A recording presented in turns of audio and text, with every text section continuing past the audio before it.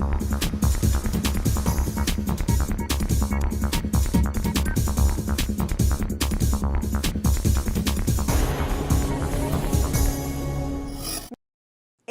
aids cancer research. For the first time, researchers are using artificial intelligence to generate never-before-seen outcomes in the way cells acquire cancer-like activity.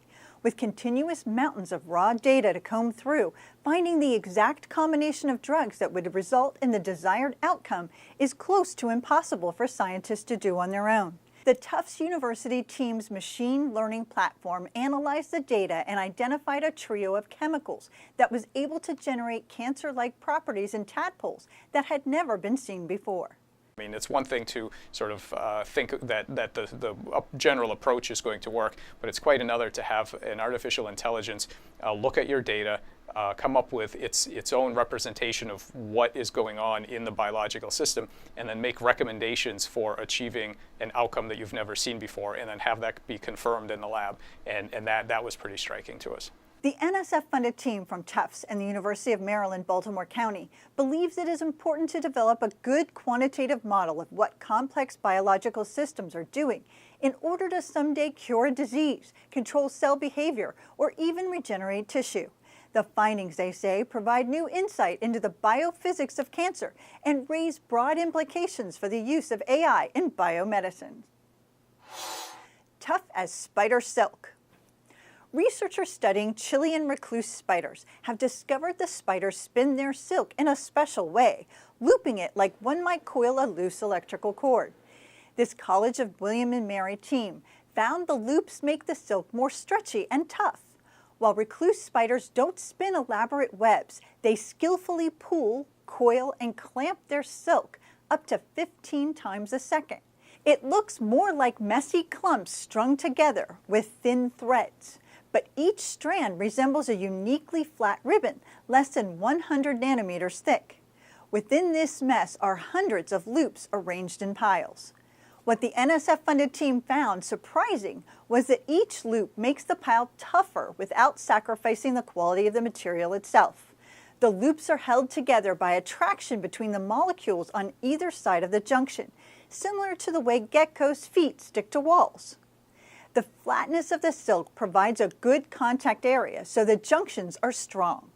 When the loops do eventually come apart, the flexibility of the ribbon shape helps ensure that the silk doesn't crack or break. Next, the team will work to create a synthetic fiber that mimics the properties of these silk loops.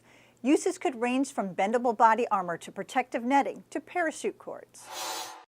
Novel water testing technique. It's no secret that chemicals used in our daily lives often make their way into our air and water. Cornell engineers have developed a new technique to test for a wide range of micropollutants in lakes, rivers, and other potable water sources that vastly outperforms conventional methods. Instead of narrowly investigating one or just a few contaminants at a time, this new analytical method, when tested, almost doubles the amount of information obtained from existing methods. Using high-resolution mass spectrometry, the team assessed 18 water samples collected from New York State waterways, analyzed the chemical composition of the water samples, and the team compared the resulting data with a large list of 1,100 suspect chemicals by using a data mining algorithm. A total of 112 micropollutants were found in at least one of the samples, including pharmaceuticals like antihistamines and muscle relaxants, along with a cocktail of pesticides and personal care products. The team feels this work contributes to our understanding of the specific types of chemicals that influence our water resources, and hopes that this broad method will one day become routine in water quality monitoring. Eyes on the skies. Calling all astronomy buffs, scientists are looking for new recruits to help in the hunt for exoplanets. The NSF-funded team, jointly led by the Carnegie Institution for Science and Lick Observatory at the University of California at Santa Cruz, just released a publicly searchable database of stars to find signs of new exoplanets. The huge data set collected over 2 decades by the W.M. Keck Observatory in Mauna Kea, Hawaii, is now available to the public. It includes an open-source software package to process the data and a tutorial. The newly available observations were taken by the High-Resolution S-Shell Spectrometer, HIRES, an instrument mounted on the Keck Observatory's 10-meter telescope. While HIRES wasn't specifically built to look for exoplanets, it has been a real workhorse in the field for the past 2 decades.